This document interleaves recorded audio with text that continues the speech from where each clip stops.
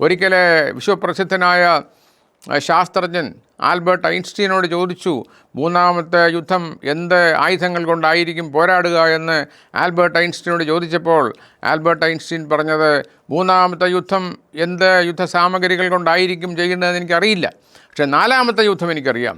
നാലാമത്തെ യുദ്ധം ചെയ്യാൻ പോകുന്നത് വീണ്ടും ബൗസ് ആൻഡ് ആരോസ്, അമ്പും വില്ലും ഉപയോഗിച്ചായിരിക്കും.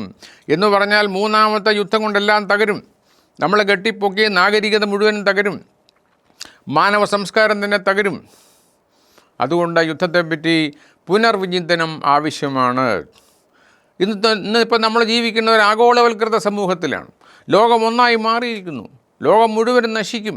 അതുകൊണ്ട് നമുക്ക് ഈ യുദ്ധങ്ങൾക്കൊരു പരിഹാരം കാണേണ്ടത് ആവശ്യമാണ്. യുദ്ധത്തിനെന്താണ് പരിഹാരം?